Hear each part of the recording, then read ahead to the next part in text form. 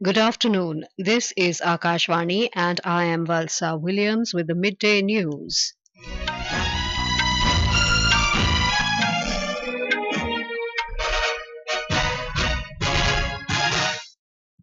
The headlines: Prime Minister Narendra Modi to begin his two-day visit to Jammu and Kashmir this afternoon to launch development projects worth 1500 crore rupees in the Union Territory. Death toll rises to 35 in hooch tragedy in Tamil Nadu's Kallakurichi district. State government announces ex gratia of 10 lakh rupees for bereaved families, forms inquiry commission. Patna High Court scraps Bihar government's decision of increasing reservation for backward classes from 50 to 65%. Incessant rainfall lashes several parts of Mumbai and its suburbs, national capital region to get relief from scorching heat. And in T20 World Cup, England beat hosts West Indies by 8 wickets in St Lucia. India to take on Afghanistan in Barbados this evening. Prime Minister Narendra Modi will reach Srinagar this afternoon for a two-day visit to the Union Territory of Jammu and Kashmir. During his visit, he will lay the foundation stone and inaugurate 84 major developmental projects worth more than 1500 crore rupees in the Union Territory. Our correspondent reports that the visit will draw global attention, with its highlight being a yoga program to be organized in Srinagar on the occasion of the 10th International Yoga Day tomorrow. This is the first visit of Prime Minister Narendra Modi to the Union Territory of Jammu and Kashmir after being elected for a historic third term. Around 7,000 people are expected to attend tomorrow's yoga sessions at the Sher-e-Kashmir International Convention Complex, located on the banks of the world-famous Dal Lake in Srinagar. More from our Srinagar correspondent.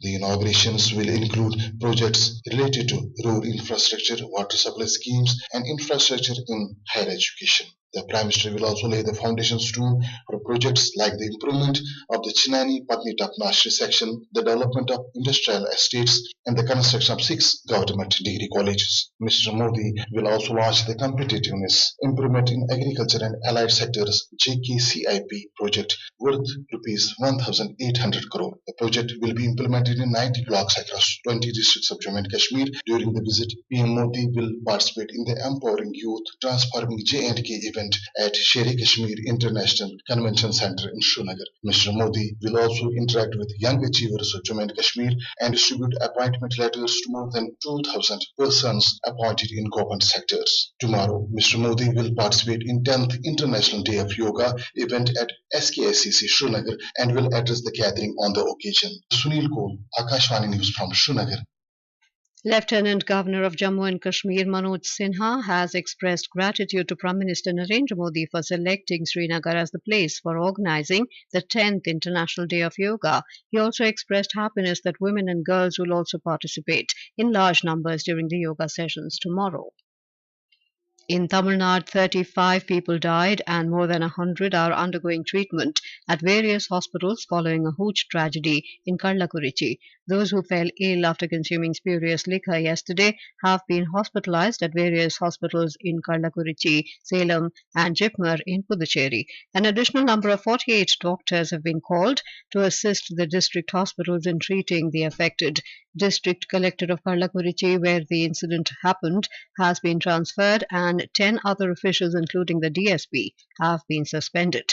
The accused bootlegger has been arrested and 200 litres of illicit liquor has been seized from him and sent for examination. The state government has moved 7 SPs and 1,000 policemen to Kallakurichi. Tamil Nadu government has announced an ex gratia of 10 lakh rupees for the bereaved families and 50,000 rupees for those who are under treatment at the various government hospitals. Expressing shock and extending sincere condolences to those who lost their lives in the incident, State Chief Minister M.K. Stalin has said that the government will take strong action against the offenders on the issue of sale of illicit arrack. After meeting with the senior ministers and top officials today, Mr. Stalin said an inquiry commission has been formed to look into the irregularities and said all efforts have been taken to provide treatment and utmost care to the affected.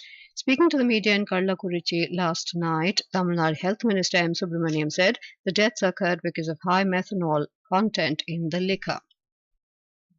In Bihar, the Patna High Court today struck down the state government's decision to hike the reservation for backward classes from 50 to 65% in government jobs and educational institutions. A division bench of Chief Justice K. Vinod Chandran and Justice Harish Kumar had reserved its judgment on the 11th of March this year after hearing a bunch of writ petitions challenging the constitutional validity of the increase in the quota from 50 to 65%.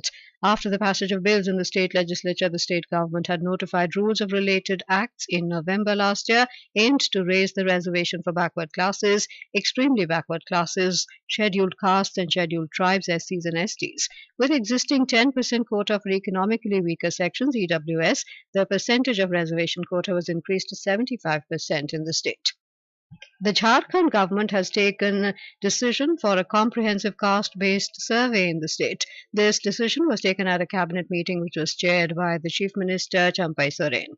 Mr. Soren has instructed the personnel department to draft a standard operating procedure for conducting the survey. A Delhi court today reserved order on the bail plea of Chief Minister Arvind Kejriwal in the money laundering case connected to the alleged liquor policy scam. Vacation Judge Nyay Bindu of Rouse Avenue Courts reserved the order after Additional Solicitor General S.V. Raju, appearing for the Enforcement Directorate (ED), concluded submissions on behalf of the probe agency. The court also reserved order on Kejriwal's application to allow his wife to join proceedings through virtual mode when he is examined by the medical board. This is Akashwani giving you the news. For quick news updates round the clock, follow us on our Twitter handle at AIR News Alerts. New criminal laws, namely Bharatiya Nyaya Samhita 2023, Bharatiya Nagrik Suraksha Samhita 2023 and Bharatiya Sakshya Adhiniyam 2023 will come into force from the 1st of July 2024. To know about the new criminal laws, you can download NCRB Sankalan of Criminal Laws mobile app from Play Store or App Store. This app serves as a comprehensive guide, providing complete information about the new criminal laws at one place. Welcome back to the midday news. As people in the national capital and other parts of the northern India continue to reel under intense heat wave, Delhi's Safdarjung Hospital has reported 13 deaths related to heat-related illnesses (HRI) in the last 24 hours. The hospital has also reported 33 HRI-related cases of hospitalizations. Delhi's RML Hospital had reported 9 deaths till yesterday. Other major hospitals in the city have also reported a spike in the HRI cases. The Health Ministry yesterday issued an advisory for state health departments, asking them to ensure preparedness and timely response in the face of above normal maximum temperatures causing heat-related illnesses. Amid unprecedented heat wave in the national capital over the last 2 weeks, people in different parts of Delhi are grappling with acute shortage of water. Several areas in the city have little or no water supply, forcing people to rely on water tankers and bore wells. Water scarcity in the capital is caused by lower water levels in the Yamuna River and technical issues at important water treatment plants. The water shortage has also led to protests and political confrontations. The Aam Aadmi Party (AAP) government has accused Haryana of not releasing Delhi's share of water. The Indian Meteorological Department has forecast light to moderate intensity rain and gusty winds in many places in the national capital region today. It also said heat wave conditions will abate in the upcoming few days with the incoming monsoon and thunderstorm conditions in northwest, east and central India. Talking to Akashwani News, IMD scientist Shoma Sen Roy said, as the eastern arm of the southwest monsoon extends, heat wave will reduce in most parts of the country except Uttar Pradesh.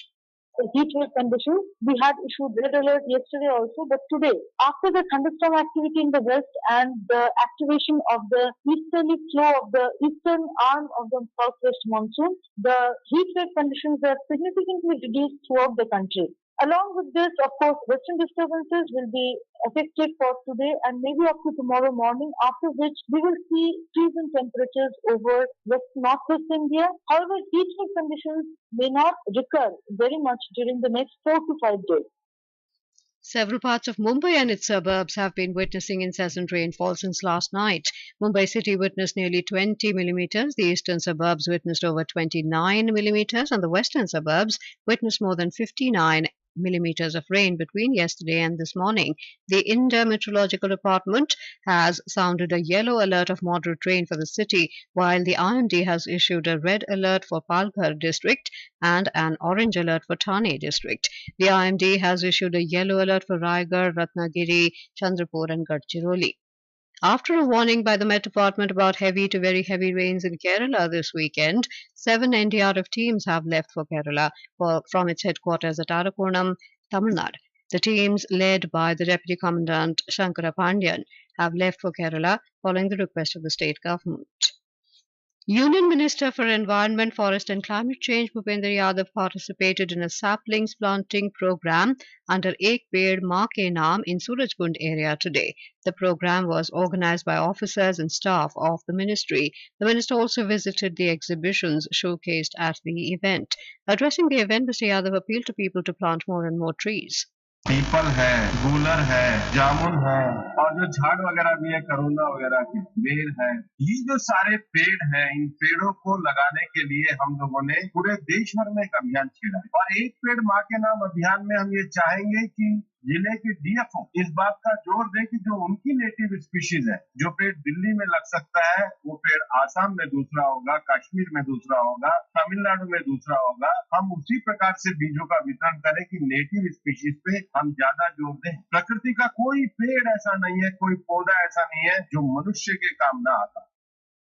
Speaking on the occasion, Delhi Lieutenant Governor Vinay Kumar Saxena said the temperature in Delhi is going up and the water level is lowering day by day, which is alarming for all of us. Mr. Saxena appealed to people to be a part of the campaign and plant a sapling. Preparations are in full swing across the world and in India for the International Yoga Day to be celebrated tomorrow. The Indian Embassy in the US organized a yoga session in Washington for tomorrow. Emphasizing the global reach and popularity of yoga, Deputy Ambassador at the Embassy, Supriya Ranganathan, noted that the ancient practice of yoga has travelled far and wide following its inception in India, and today there are hundreds of millions of followers of this discipline around the world. Our West Asia correspondent reports that the United Arab Emirates is set to witness a wave of yoga enthusiasm centered around the theme Yoga for Women Empowerment tomorrow.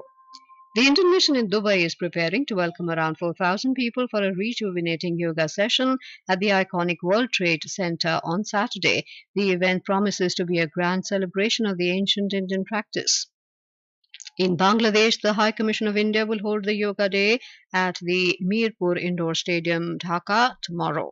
The High Commission of India has roped in Bangladesh Yoga Association, Quantum Foundation, Joysan Yoga, Bangladesh Yoga Sangha and ITEC Yoga Alumni Association of Bangladesh to take part in the Yoga Day program. In T20 Cricket World Cup, England defeated West Indies by 8 wickets in the Super 8 Open at St Lucia today. Chasing a challenging target of 181, England cruised to victory with full salt, remaining unbeaten on 87 and Johnny Bairstow contributing a rapid 48 not out of 26 balls. Their unbroken partnership of 97 of 44 balls sealed the win with 2.3 overs to spare. This evening, the inaugural champions India will take on Afghanistan at the Kensington Oval in Bridgetown, Barbados. The match will start at 8 p.m. Akashvani will broadcast live commentary of Indian and Afghanistan match. Domestic benchmark indices BSE, Sensex and NSE Nifty opened marginally higher today. The NSE Nifty opened 15 points higher, while BSE Sensex opened 61 points up. And now before we end the bulletin, the headlines once again. Prime Minister Narendra Modi to begin his 2-day visit to Jammu and Kashmir this afternoon to launch development projects worth 1,500 crore rupees in the Union Territory.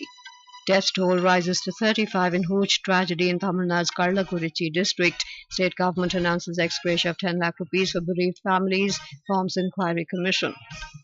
Patna High Court scraps Bihar government's decision of increasing reservation for backward classes from 50 to 65%. Incessant rainfall lashes several parts of Mumbai and its suburbs, national capital region, to get relief from scorching heat. And in T20 World Cup, England beat host West Indies by 8 wickets. In St Lucia, India to take on Afghanistan in Barbados this evening. And with that, we end the midday news.